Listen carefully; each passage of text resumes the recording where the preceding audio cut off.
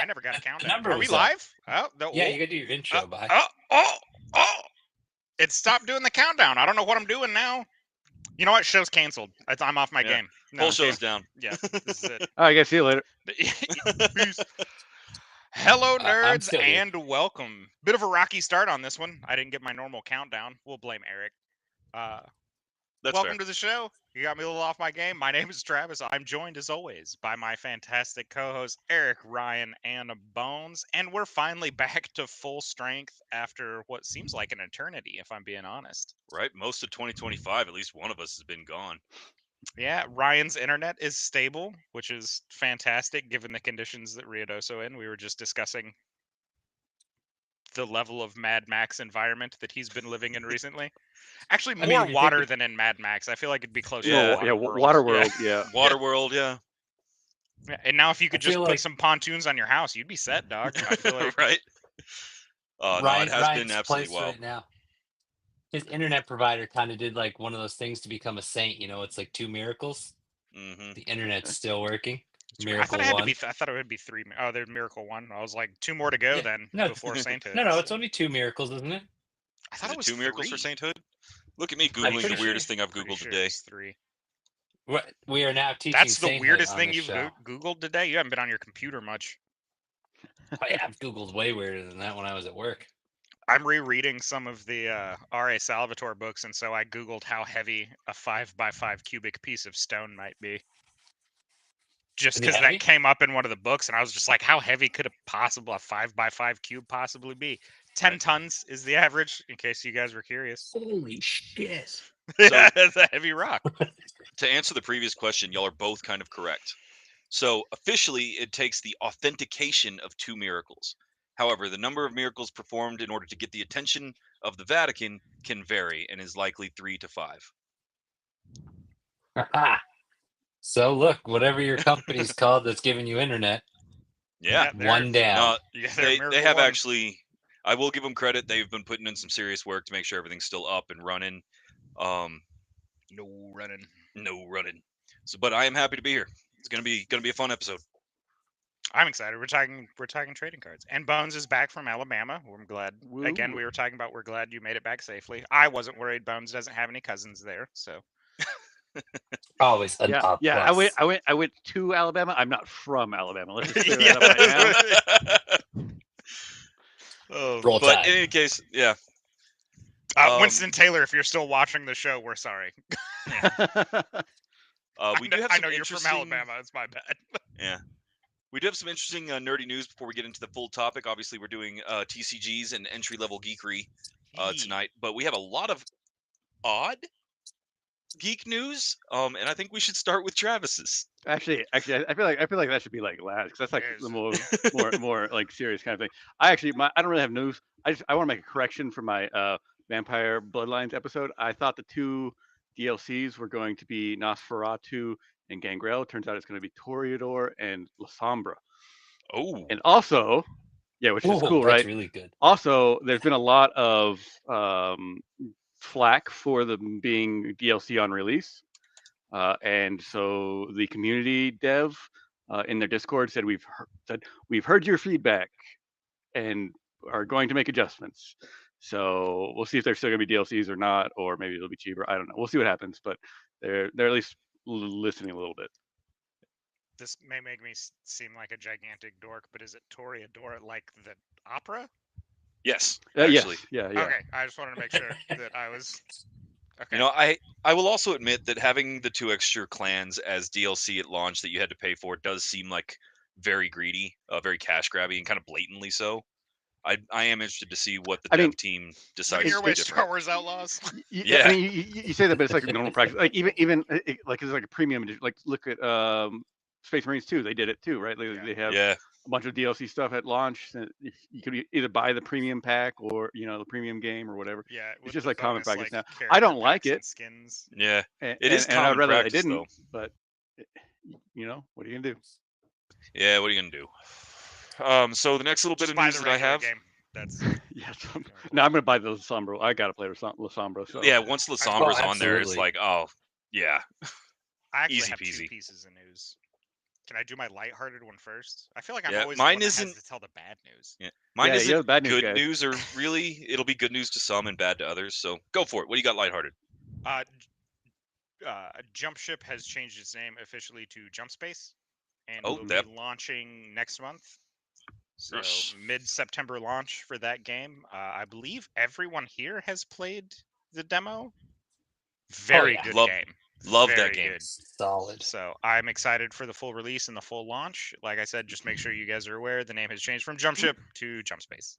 I just Make keep- sure you keep- wish keep list them. thinking That way about it'll come up. going to Jump Space with Ryan running around out of his seat. Oh. I need a chair. I need a chair.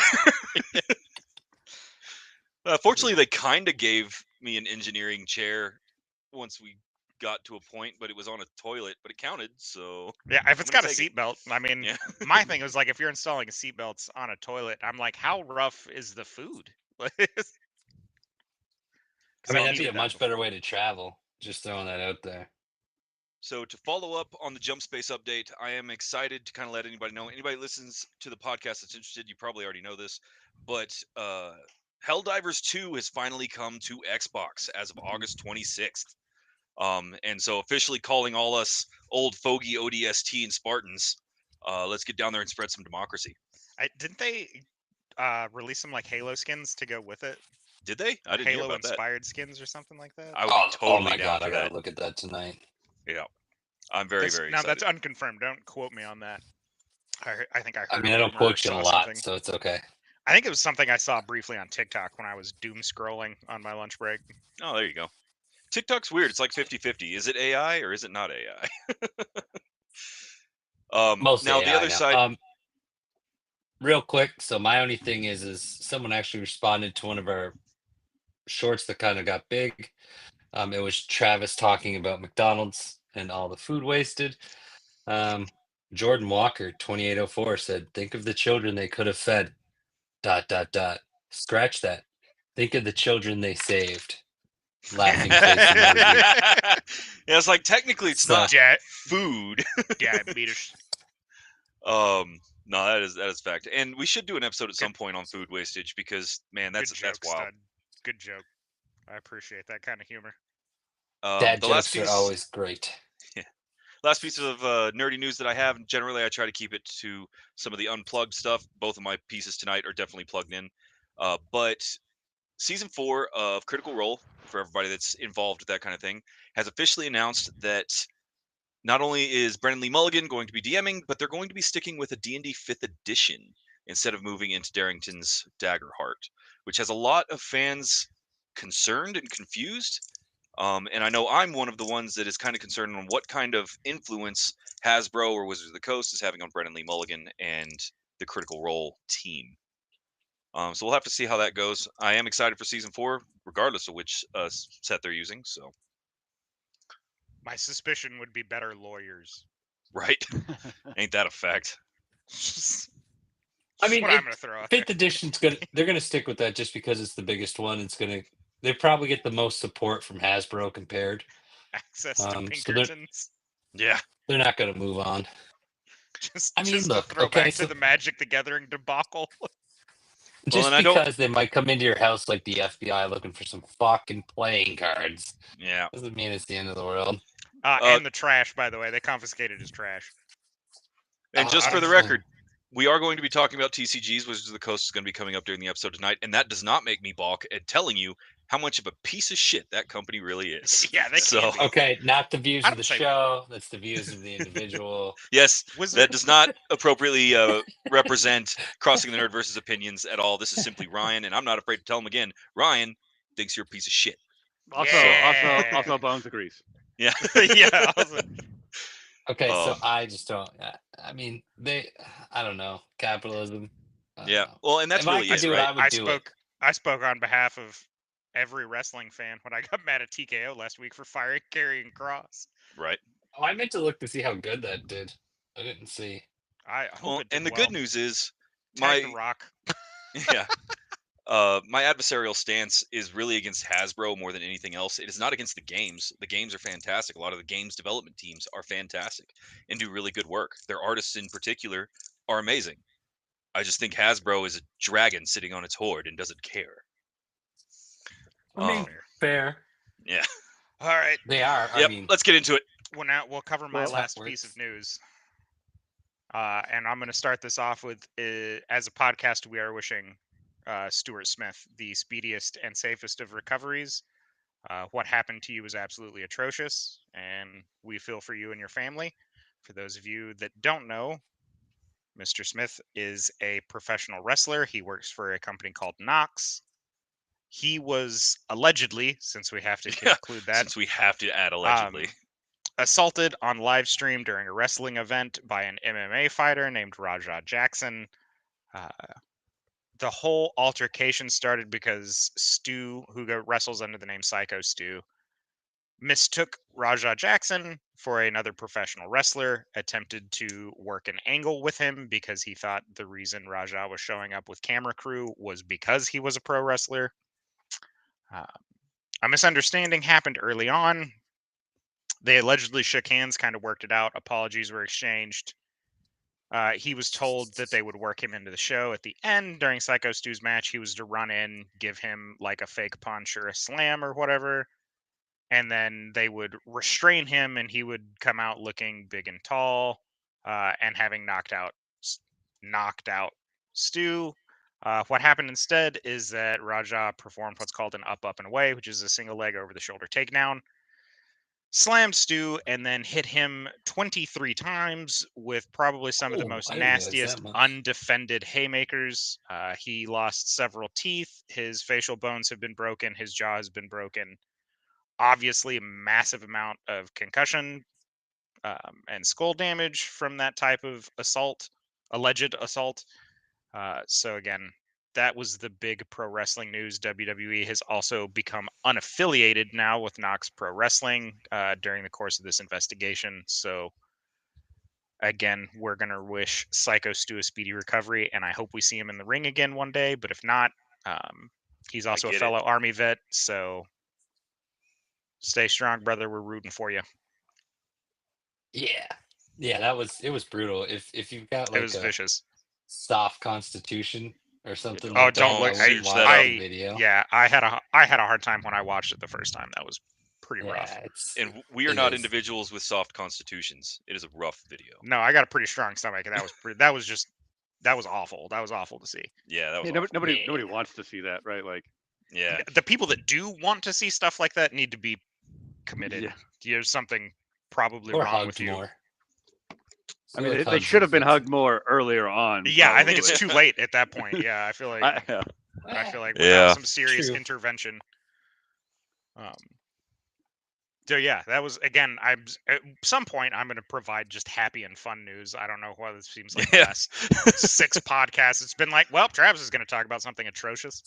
Yeah, every time I find Stop bad news, I'm just watching gonna pass it off wrestling to for a you. while. I'll just be our bad news guy. I'll just start. Yeah, I'll get start away from walking in. wrestling. I'm gonna start. So again, just a wrestling throwback. I guess I'll just start walking in, like Wade Barrett, Yeah. and just start announcing, "I've got some bad news for you." Like old Bad News Barrett. That was the best gimmick he ever had, and they dropped. was the a good ball with gimmick. That so hard. I loved Bad News Barrett. I don't know it, so you win. Oh, you should look up some of his promos as Bad News Barrett. It was pretty solid. All right. I'm going to yank the reins. We're at 14 minutes. Let's go ahead and roll. Ooh. So yeah, we're gonna talk about Magic the Gathering. We're We gonna do are. like in the beginning, we're gonna do like a real small starting point compared to like anything we've ever done before. Just because we did some research. When you just looking at like common things that people asked about Magic to get a much better idea of like what we should go over compared to all the other times we ever did it. So I kind of grabbed like a few of the biggest questions that I found out there that are very common on multiple different like sites and things like that. Um, and it's just going to be a great way for us to start out with this kind of like nerd versing 101. So the first big question is like, what is like Magic the Gathering? Everybody's kind of got their own take on it. And there's a lot of different things out there about it. And it's, I think it's not as lighthearted as it used to be when people say like what it is. But so, like, what in a quick, like, I don't know, couple sentences, somebody throw it there, like, what is Magic the Gathering for like a new person? Like, what would you say if someone asked you what it was? What's up, Ryan? Just to cut in a little bit here, our Nerd 101 series that you're listening to, if you're unfamiliar with it, this is where we're going to introduce you to a particular fandom, like Magic the Gathering, and kind of explain what it is and how to get into it if you are interested. You should have a fairly basic understanding of what the game is by the time we're done here. And if you do not, we really need to hear back from you. Give us your questions down below. Make sure that we hear them. Make sure we see them, so that we can get back to you with more information. Now, when it comes to what is Magic the Gathering, I think the basic understanding is that it is a competitive card game between 2 or more people.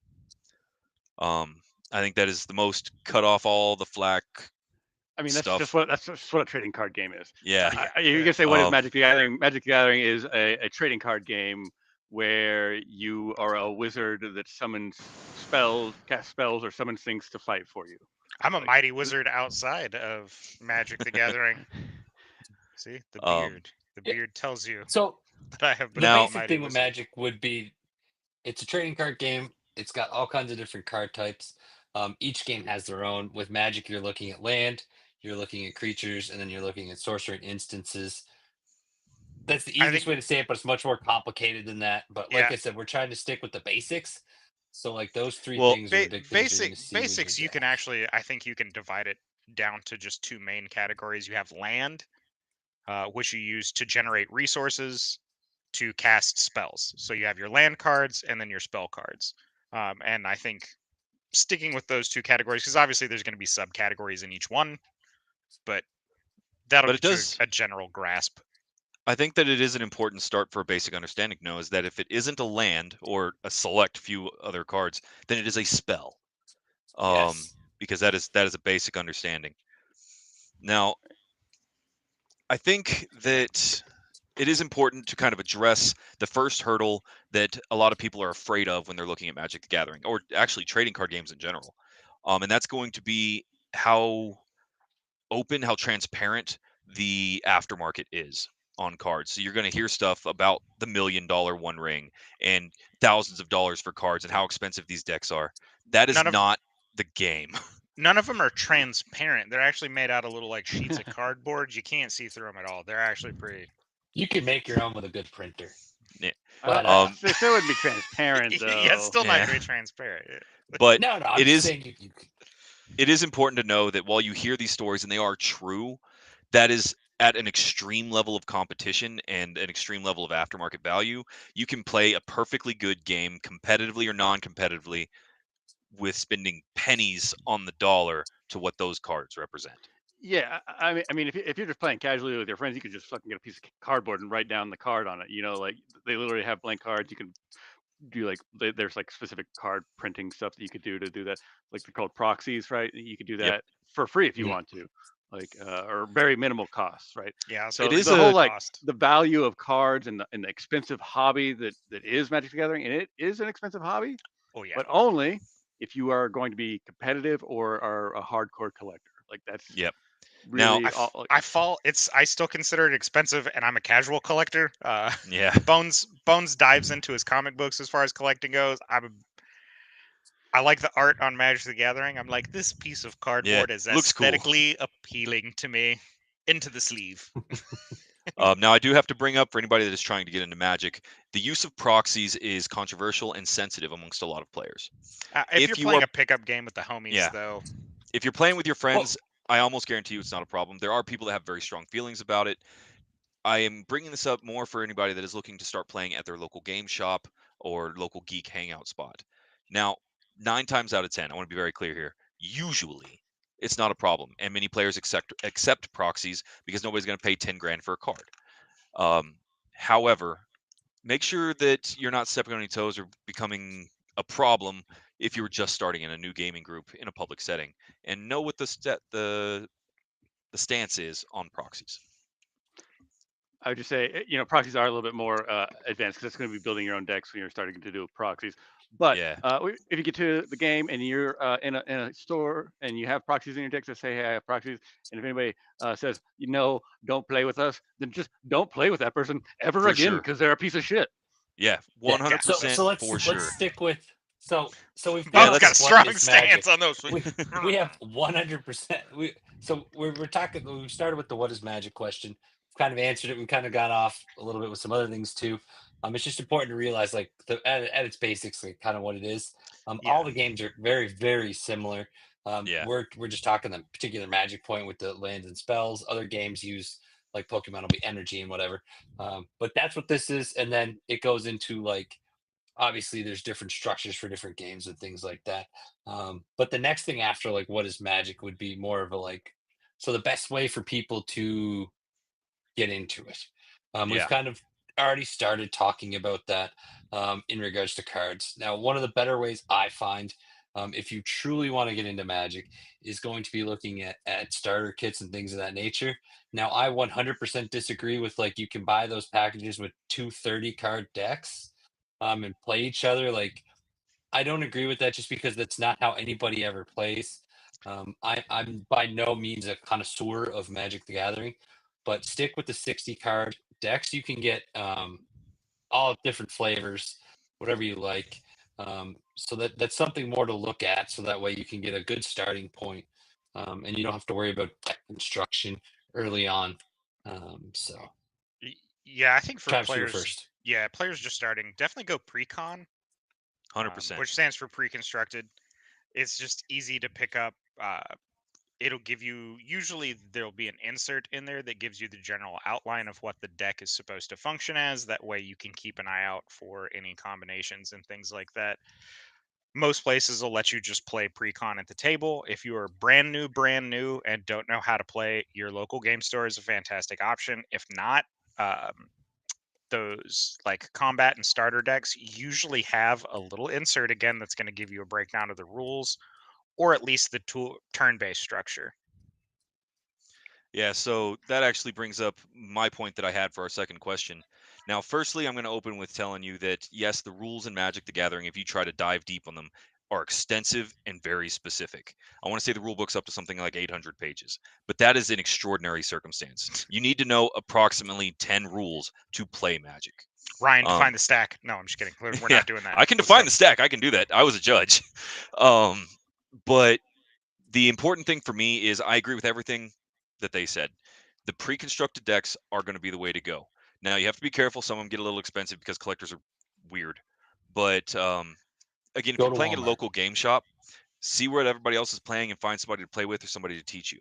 It's going to fall into one of two categories: into standard or type 2, which is a 60 card deck that you play against each other, and it's generally a one-on-one game, or commander, which is by far the more popular format right now in the game, and it is a 100 card deck and is a multiplayer format for generally 4 players. And yeah, I saw y'all shrug, but that's legitimate. It's become the most popular format. Not from what I've read, but So regardless, standard's still pretty high. Like tournament Yeah. legal standard's still very high. I mean, I do agree that it's very popular. And I think casually playing, it's way more popular than standard. Oh yeah, But one thing I do want to say, and I agree also, pre-cons are the way to go for somebody just getting started. But another option to learn how to play, MTG Arena. It's a free yeah, program, and you begin with tutorials. And the tutorials, like if you just follow and do what they say, you will learn the basic rules of how to play pretty quickly. I think it's a pretty good system for learning. That's actually So- a really good point, Bones. That actually was going to be my next thing in regards to this question is, so I love playing online and it's a lot of fun and you get to meet random people and play with random people. Now, the downside to why I don't promote it as much as other things is just the social aspect. It's a lot of fun to get out and meet Magic players. Most of them aren't bad. Like, it's a great time, generally speaking. Like, you can have a lot of fun. So it's good to get out and play with people. I mean, Arena is great to learn, and it's cheap. It's super cheap compared to anything else. Like when I played and started, I think I got 10 decks, and they teach you how to play the decks. It's not some bullshit. They teach you. So if you want someone to walk you through it, like that's the best way to go. But it's Mhm. also fun to just have some Joe Blow teach you. Ryan, you had yours up first. You're muted. You're muted. That's weird. Okay. If you're looking for specific mechanics and how to learn the game in a very digestible way, yeah, digital's great. Now I agree with everything Eric said. Sans one point, I think the social aspect is a important one to consider. Now, I'm a Flesh and Blood player. I What's it like say? being in person. And if you're looking to play Magic as a social activity, do it in person. Find some friends or go to an Mhm. LGS.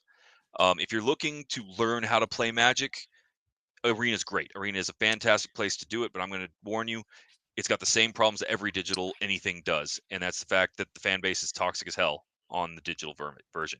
You don't have to talk to them. You don't have to do anything. You can learn to play the game, and it's fine. But my experience with the digital version is that it is just like League of Legends or anywhere else. Don't talk to the people. But yeah, no, I think that that's the first thing you need to decide when you're going into the game is, are you trying to learn it because you're interested in the game, or are you trying to learn it in order to develop a new social activity? I will say, if you're going into the social one, you can tell which ones are the toxic Magic the Gathering players when you go to your local game store during Friday Night Magic. They will be the people sitting by themselves. Yeah. Yeah. And there's usually a pretty solid reason for that. I'm not saying don't approach them if you want to. You can reach out. Some of them are just a little socially awkward. You will get a lot of those people, though, that are sitting by themselves during Friday Night Magic for an absolute reason. I know because I've come across a lot of them. I was like, oh, like this person is all by themselves over here. And I Poor sat guy. down, yeah, to like play a game of Magic. And I was like, you're a little condescending. Like, no wonder. Like, Well, and there are times where it's just that they're a little awkward or strange, yeah. right? And that's fine. I love hanging out with those guys. But there Yeah, are, awkward and strange is Ryan's bag, man. yeah, but there are Uh, extraordinarily toxic people at especially You're gonna, larger game shops. yeah, you're gonna get that in any competitive like Yeah, setup, any though. competitive anything, Yeah. video games, even. I mean, hell, there's toxic people in comic books. Like, there are very toxic people in comic books. If you're gonna, I have a quick little tell. If you're gonna sit down and play, specifically Commander, casually at a table, ask everybody what their power level is. If they say a 10 and you're playing a casual game, they're an asshole. yep. Don't play with. And also 9 times out of 10, they're gonna say, about a 7. That's a lie. That is a lie. So I said, "What's just your so power everybody knows, level?" And like I would immediately respond with, "It's over 9,000," and then shout for two or three tournaments worth, and then finally play one game. Yeah. so we've answered our third question in regards to like how you should start and things like that. So I, like we all said, definitely recommend if you want to learn rules and things like that. Arena is a great way to start. It's free. There's nothing crazy to it. You get basic cards. You earn more as you go. Things like that. And then branching out, obviously, you start playing it live. Now, also a quick thing to remember about Arena is Arena does not have every play style. So there are a few of them Yep. missing. I don't remember which ones that are, but I'm pretty sure they have Commander. So they And don't I have know they have Commander. They have they don't? variants of Commander that use the Yeah. singleton Okay. format. That's called Brawl, but it's close enough, but it is definitely missing some key aspects. Yeah, I mean, if you're just looking to pick up the fundamentals, Arena is a good way because again, Absolutely. like Bones said, it's gonna walk you through it's gonna give you the tutorial. It's gonna walk you through your turns for the first like few games you play. Yep, my kid learned it that way because I'm a horrible teacher because I get mad. So I just downloaded Arena and it did my job for me. CPS has Yay, entered the chat. parenting. Yeah. But so now the next big thing after you make your decision, you've played a few games, you've probably bought your starter deck. Something you would start looking at shortly after that is deck building. Now, Mhm. I mean very, very basic deck building. And realistically, I mean more about learning what's in a deck, how a deck is laid out, than actual deck building. Because once you start playing, even in the very beginning, um, it's really important that you understand the ratio of land to spells. And as you play your decks from your pre-built, you will get a sense of how other people have done it and can kind of learn from that. I didn't see who was first. Sorry, guys. You got to fight it out. I don't Ryan, know who. You want me to go? Okay. Yeah, go All ahead. right. So when it comes to deck building, I cannot stress this enough. Your deck building practice, limitations, and what you can do are going to vary quite dramatically with what format you're playing in. This is going to Oh, be dependent yes. on who you're playing with, whether you're down at your local game shop or with your friends. Generally, if you're just with your buds and you're hanging out in your garage, you can mix it up, change different formats, and do all that kinds of stuff. And local game shops will likely have a similar option. So as we get into deck building, know that there is going to be two primary formats that I'm going to talk about Mhm. before we get to something like Friday Night Magic, and we can talk about limited formats. But yeah, it's going to be very different. Do not take rules for a 60 card standard build and try to apply them to the 100 card singleton build for Commander. Also, real quick, just so everybody knows, if you're not familiar with the terminology, singleton literally just means you can only have one copy of a given card in your 100 card deck. Other than basic land, because basic land Yeah. is just going to Yeah. say mountain basic land. Obviously, those can be the same because Now, let's go ahead and look at 60 card standard, just in case. I still think that Commander. Oh, y'all had stuff. Excuse me. yeah, I still have a point. James, go ahead. Well, I'll go last. my point was along the lines of the specifically for standard when it comes to deck building.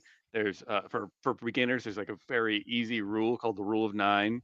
You just pick 9 cards that you like, get 4 copies of those, add 24 lands, boom, you're good to go. That's a 60 card deck. It's as simple as it gets, right? Like you just pick some things that you like and play it. And maybe it's good, maybe it's not. Doesn't matter.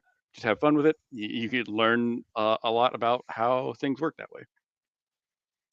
I was going to bring up there is also online resources that will help you Mhm.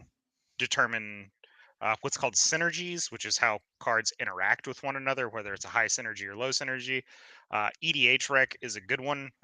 EDHREC, of course, is going to try and direct you to sites to buy those cards, but you don't have to listen. You can literally just one card at a time and see what the synergy level is between them. And it also will help you out by making recommendations. So if you have either a limited library or you're looking to piecemeal a deck together by buying individual cards, EDHREC's a pretty good online source. It's free. You just go in and type in the cards that you're looking for, and it'll tell you whether or not stuff's going to be like how compatible stuff's going to be with one another to an extent.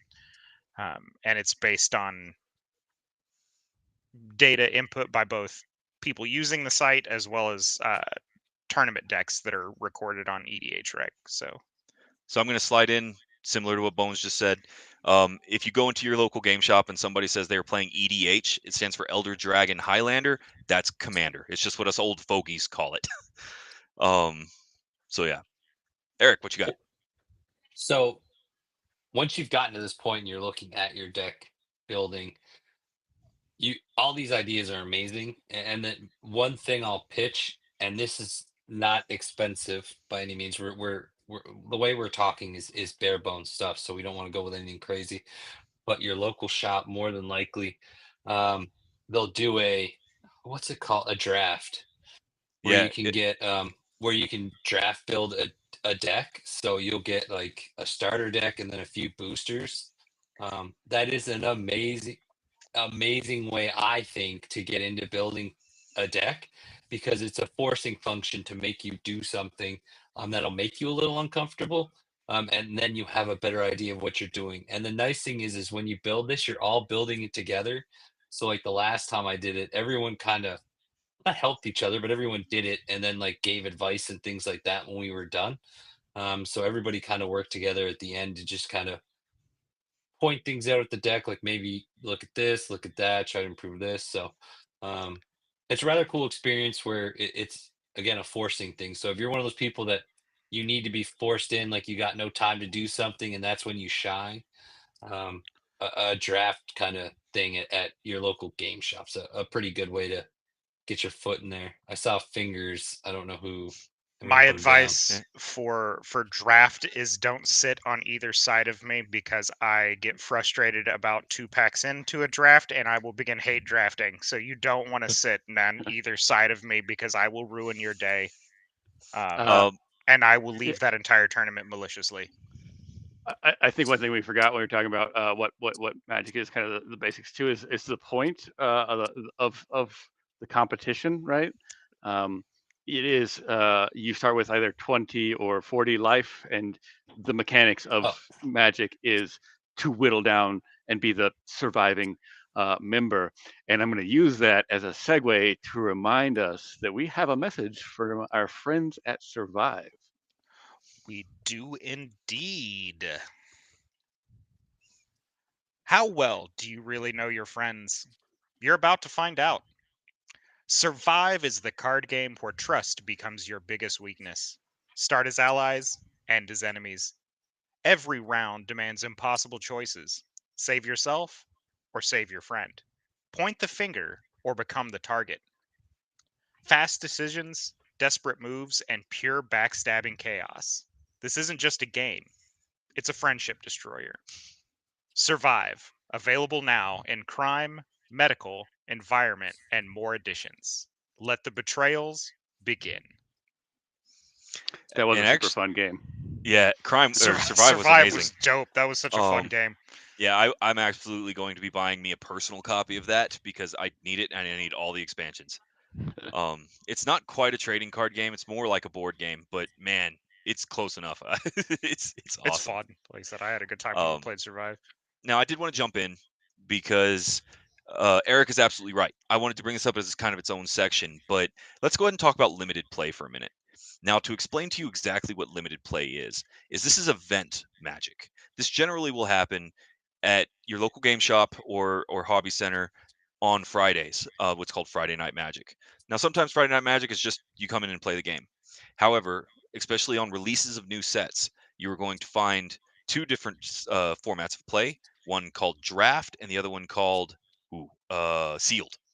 Sealed. And the point of these two is that you are now getting to experience the brand new cards and their mechanics for the first time with all the players around you. Now, on a very basic level, here's both of those formats that you can expect to see at your local game shop.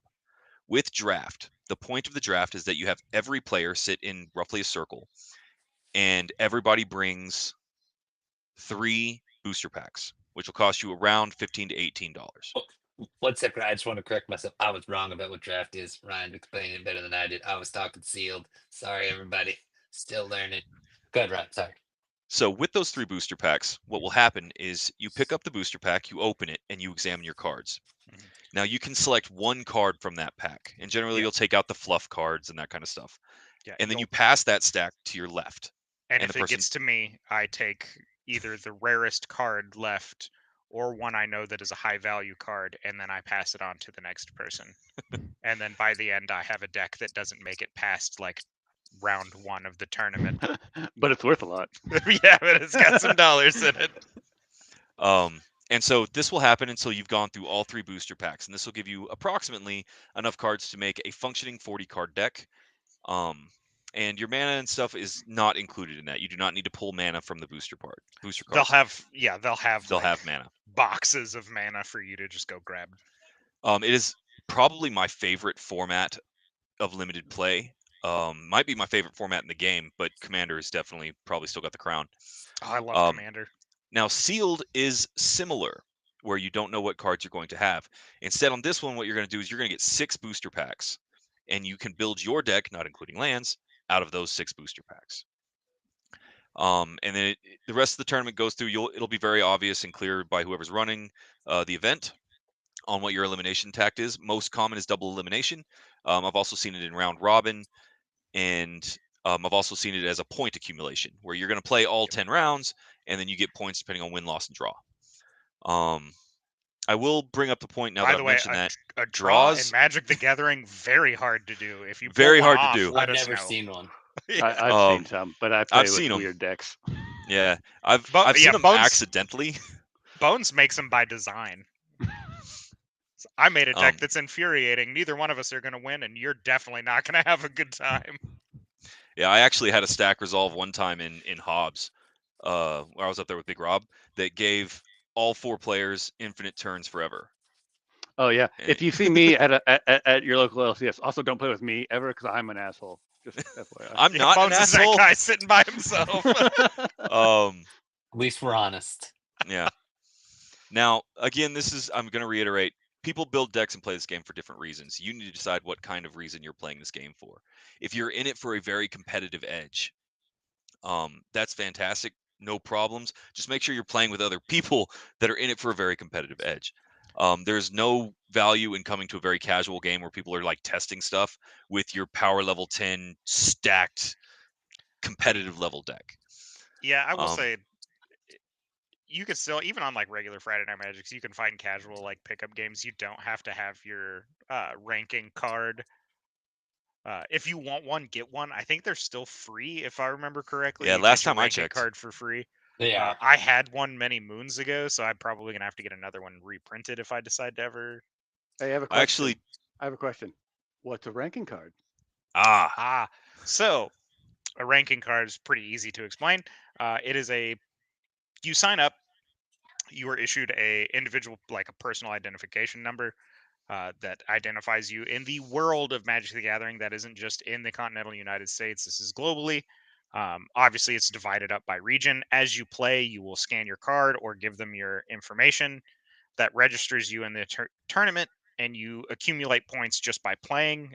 You get bonus points for winning. So if you decide you want to go to a professional level tournament, with the heavy duty card slingers, you need to have a certain amount of points and prove that you have won so many tournaments and things like that. It's basically just a double check thing that Wizards of the Coast has been doing for, I want to say, close to 20 years. Yeah.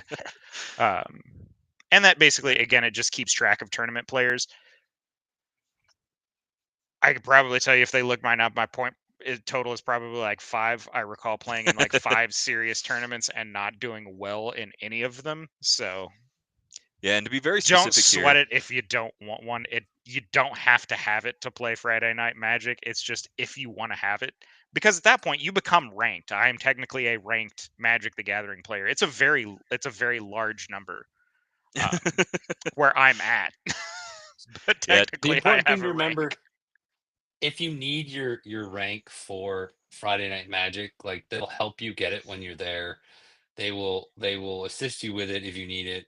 Because I've done a few pre-releases, even though they weren't like super competitive, but they still wanted to do it because enough people wanted to get the It's stats or whatever it is on yeah. their thing. So, but it's nothing like It also it's a helps the basic card thing. stores to show a yep. level of activity too. That's also a justification that they can throw back towards Wizards and Hasbro and just be like, "Look how busy we are."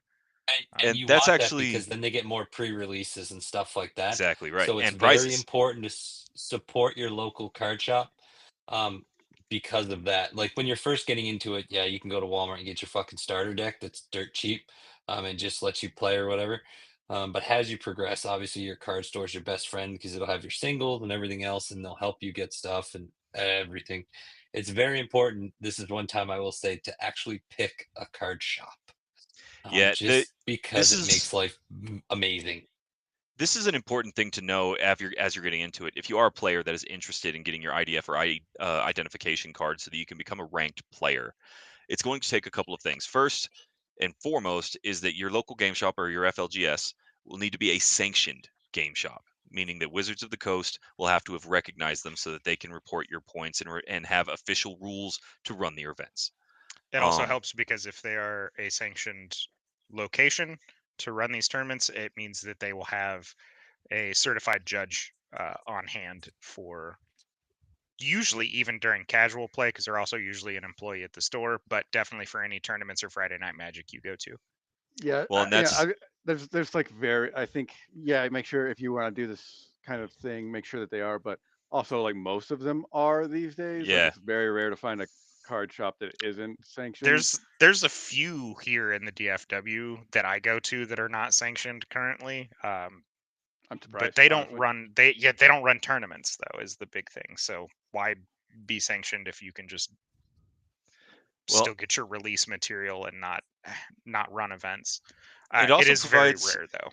it provides an accountability to the shop as well. There was a shop here in my hometown that we used to go to F&M all the time, Friday Night Magic all the time, that lost their sanction. And so it provides us a particular amount of competitive accountability.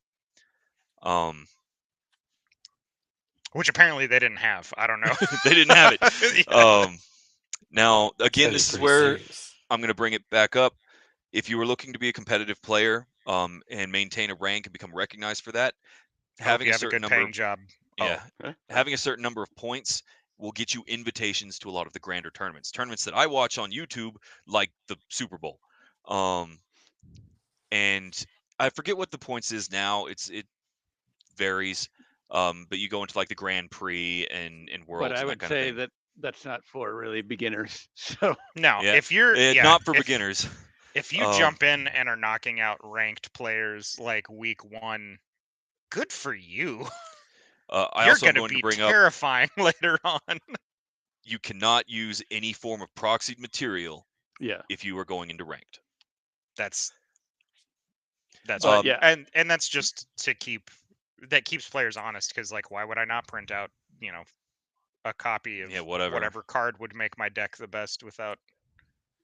yeah. Well, I mean, because most tournaments are done with a style of like what just came out anyway. Yeah. So yeah, it's a little bit expensive if you want to keep up, but also it's not going to be. You're probably not paying $1,000 for a card unless you're like post already released and you're trying to track something down.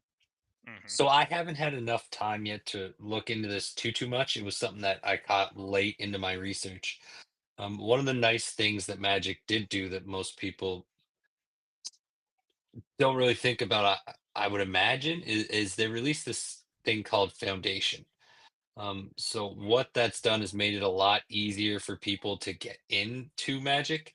Not just on like the beginner level, like that's a great set to look at getting into for everybody when you're starting to look at particular sets. That's a great place to start because they've got a lot of the tools that you need to build your decks. But it's also actually helped out like with tournament seeds and stuff like that. So um, it's nice to see they're balancing things out a little bit more. But I definitely wanted to mention Foundation, just because I myself purchased a starter box. It's pretty good. Yeah. It's got a lot of utility in there. I mean, it's not going to have any of your heavy hitters, but it's Yeah, definitely going to foundation do it. sets are, so they release those. I think every year they'll release like a Every year? foundation set. It used to But I be thought, yeah, no, because it no, used to be like this the is different. M15, M16, core. M17, the core sets. Yeah, foundation has replaced your core sets, because your Now, core sets usually had a handful of like big cards, but most of the time it was all your support stuff you would need. Cards that helped interact with other ones, help you build combos, things like that. yeah, So- now the modern Foundation. I'm sorry, Bones, please go. Oh, well, I mean, you can go ahead. I think we're drifting away from like getting started. We should be talking about, what we're actually recommending for people Yeah. to get to play or something like that. And, Now- and I Well, think that's why I was bringing up Foundation. yeah, which I agree with, but I'm just saying like talking about foundations is great and letting people know, but before we go into a deep dive of what foundations is, that doesn't really matter to most people, right? Yeah. But what could matter is what kinds of decks or specific precons or just general types of decks are easy to pilot for beginners. I actually, before we get into that, I do think it is relevant to talk price point first. I think we should talk about entry costs. I mean, that's part of picking the decks yeah, too, because that part of also picking the deck. varies. That also varies again greatly by. Are you playing are you playing on playing limited? Are you playing Friday Night Magic? Are you just playing with your Playing friends? casually with your friends. Yeah. I will say most precons now, I think for Commander, are running, I think $70 Yeah, base. $60 to $70. Yeah, $60 to $70 base. As releases happen and people find what's called a functionality build, which is a deep dive that we're not going to get into, those prices are going to fluctuate wildly. Here's my recommendation: if you're going into the store, read what that card does on the front, check out the art, and if it sounds dope, buy it. Yeah, if it looks cool, just buy it. Like, doesn't matter. That's how I got introduced to my first tribal cards, which I will highly recommend as a starter deck for people. Tribal is automatic interaction. If it's going to be goblins or zombies or bye Ryan. Where I was just like, I hate tribal decks, I'm out. So no, it'll be cards that Yes. automatically interact with one another, so you're not having to worry about activating combos as much because they're going to generate themselves automatically. So that's going to be the big one being slivers, which is getting a new release coming out soon. We're getting some new slivers and some new sliver cards. So that's a tribe. The big thing to remember too with starting out, like tribes are cool. I'm a huge sliver guy. I played sliver very early, but one thing I played even before that was like the mono red, like aggro. I call them like aggro decks. Um, so it's a very simple thing. You just with it works best with red, I think, because you have a lot of low casting, particular creatures with red that have haste generally, So a there's decent amount of prowess and stuff like that. kind of like about like 5 kind of very simple, like these are the beginnings of Magic kind of decks, that people were playing Yeah. early Oh, on, that's what and I'm that saying. that Yeah. is that is tribal, which can be any color. There's 5 colors Yeah, of it Magic, doesn't by the matter. way, Yeah. and it can be any color. There's zombies, there's angels, there's merfolk, there's goblins. You can just pick something that you like and build a tribal deck. Just buy those cards, build a tribal deck. Then there's there's mono red, which is also like a very common style of deck. Very easy to play. Usually, it's just cast spells and hurt people.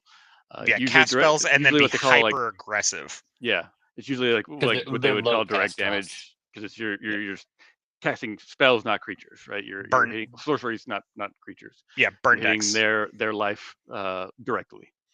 Then you have your flyers, which is another just you can buy. They're kind of a subset of tribals usually, but not necessarily. But just like a bunch of like flying creatures in a blue or white deck usually. Super easy.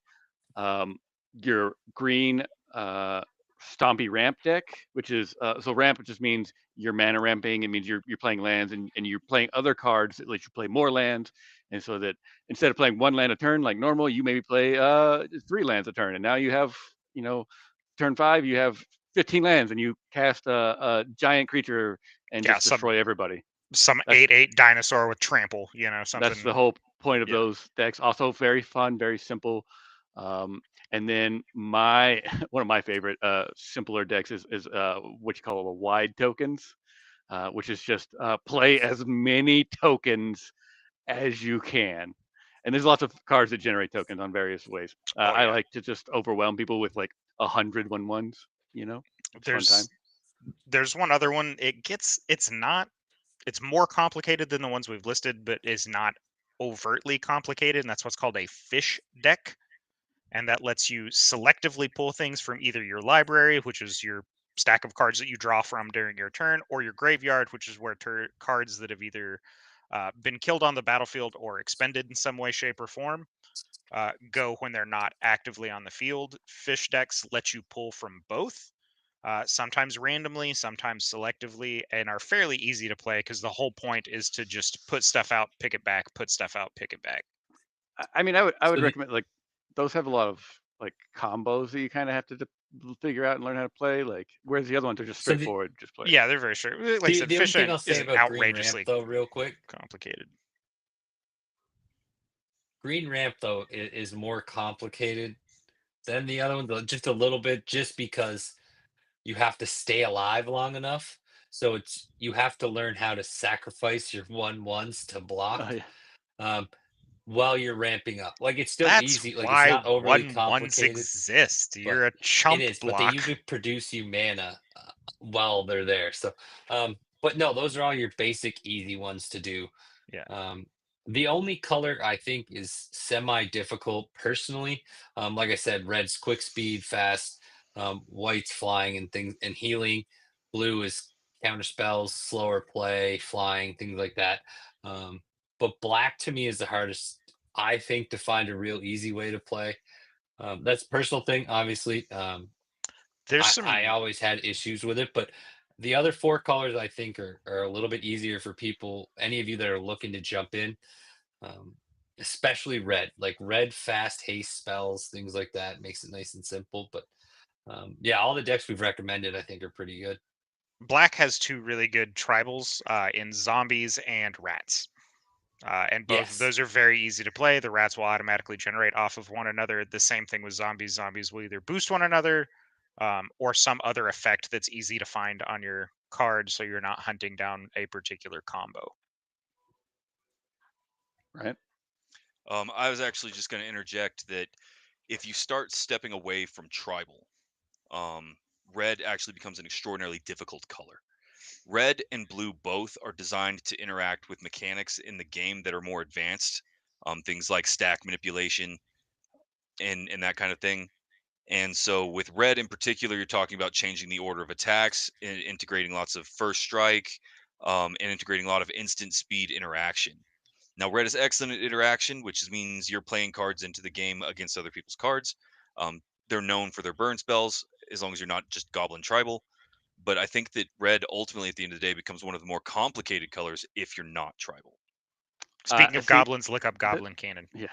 This is what I mean though. Like those 5 types that I mentioned are kind of just general. Like you can kind of play them with any color. Besides like green ramp is green ramp, right? You can't really ramp. You can a little bit with others, but not.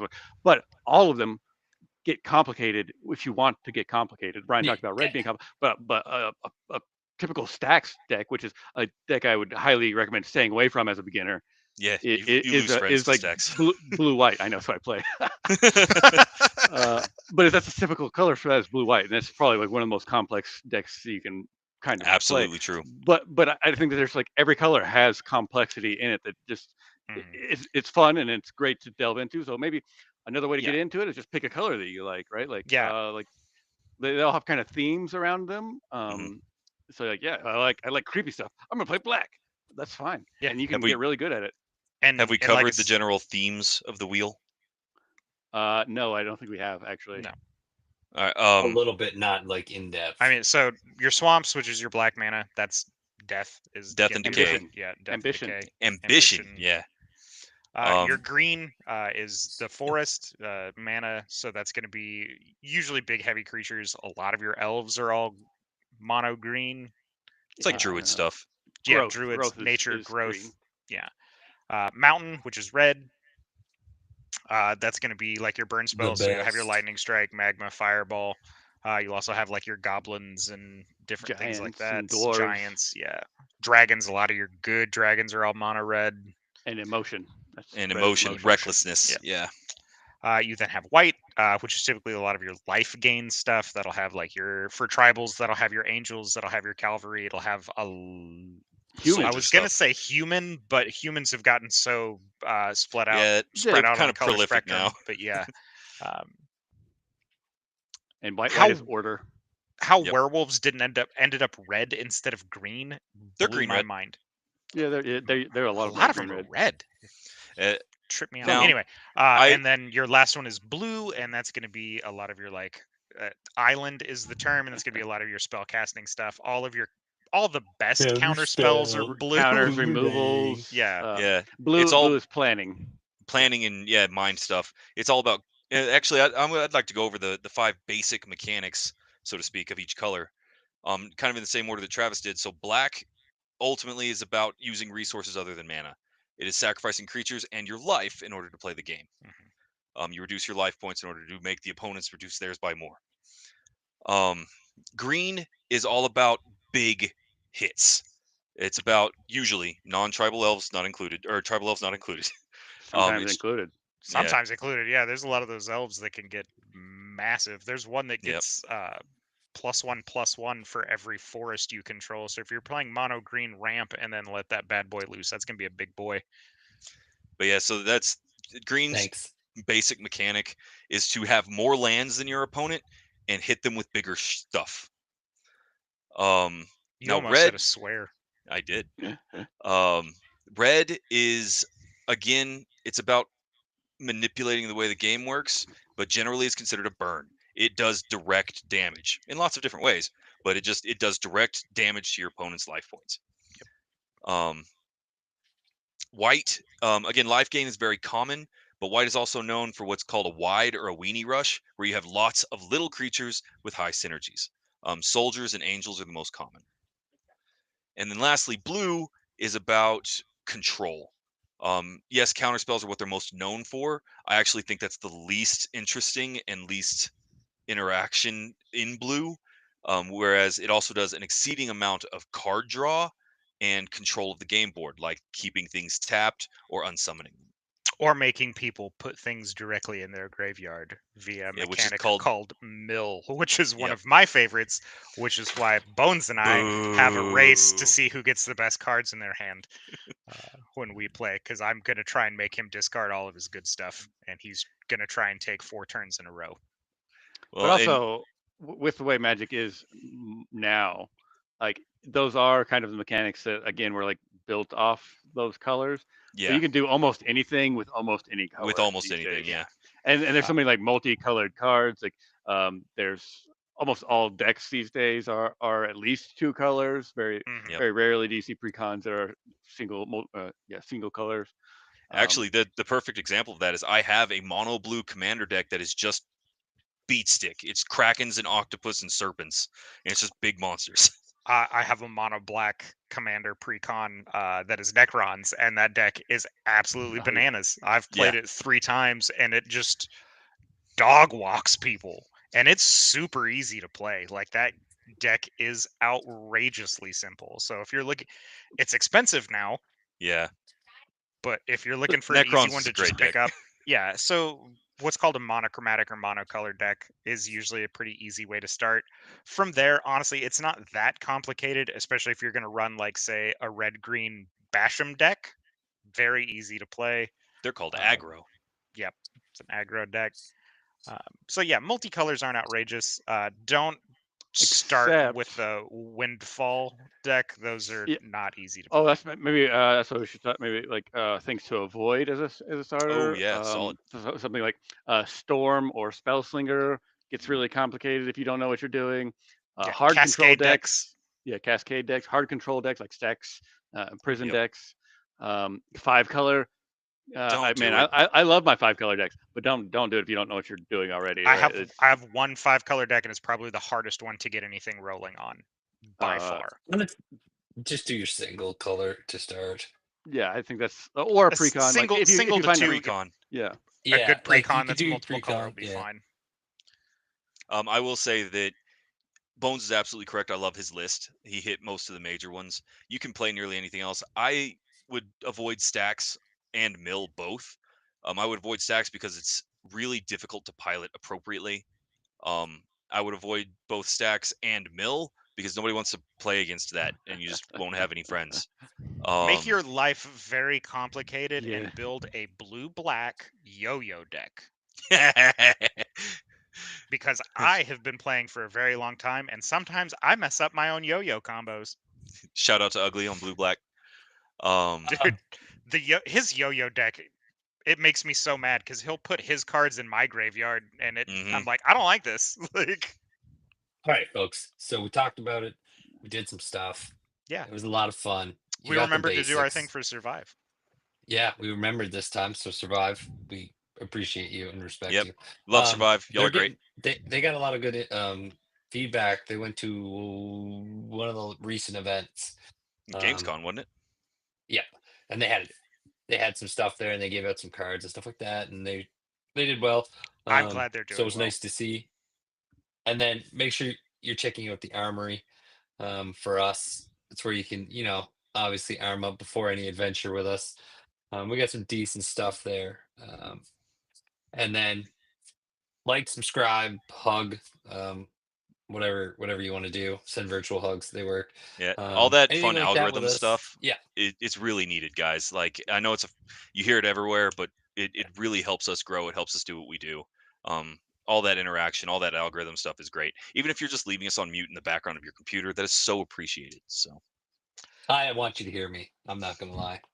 I need to be heard. That's why I do this. So yeah. And I think with You that, can mute the other guys if you'd like. There's individual mutes. Well, before we cut out, if you are interested in interacting, a good comment right now would be maybe a theme or something that you want to get started with in Magic, and we could drop it in a comment, and we could maybe bring some recommendations for a precon or something next absolutely. episode. absolutely, yeah. I'm Also, gonna clip that. just to keep with Magic the Gathering news, the Spider-Man set is coming out next month. So if you're Oh, yeah. looking to jump I'm excited. into your first draft tournament or anything like that, they will be having, obviously, release night events and tournaments. So check out your local card shop. But with that, we're going to bring this episode to a close. We're crossing the Nerdverse, and we'll catch you next time. See you guys. Bye. It's nice to say goodbye. Goodbye.